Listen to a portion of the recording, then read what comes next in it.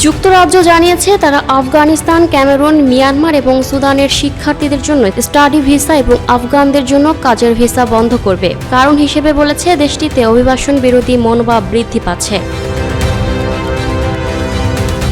মঙ্গলবার যুক্তরাজ্যের স্বরাষ্ট্র দফতর এক বিবৃতিতে জানিয়েছে যে প্রথমবারের মতো 4টি দেশের নাগরিকদের ভিসার উপর জরুরি নিষেধাজ্ঞা আরোপ করা হয়েছে। স্টাডি ভিসা শিক্ষার্থীদের আশ্রয় দাবি বৃদ্ধির পর সিদ্ধান্ত বলে জানানো হয়। স্বরাষ্ট্র দপ্তর জানিয়েছে 2021 থেকে 2025 সালের মধ্যে আফগানিস্তান, ক্যামেরুন, মিয়ানমার এবং সুদানের শিক্ষার্থীদের আশ্রয় আবেদনের সংখ্যা 470%-রও বেশি বেড়েছে।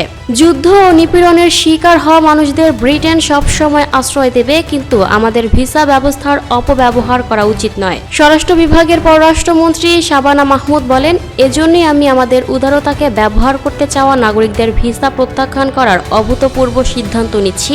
মাহমুদ বলেন, অভিবাসন যুক্তরাজ্যের রাজনীতিতে একটি প্রধান ইস্যু হয়ে উঠেছে, যেখানে কট্টর ডানপন্থী রিফর্ম ইউকে দল অভিবাসন বিরোধী অবস্থানের কারণে জনমত জরিপে উত্থান লাভ করেছে।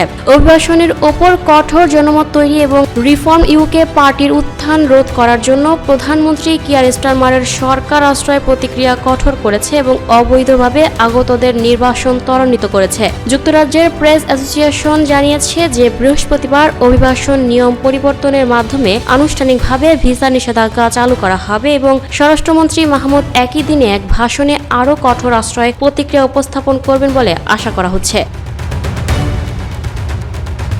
Lucky Akter, up to date news, Dhaka.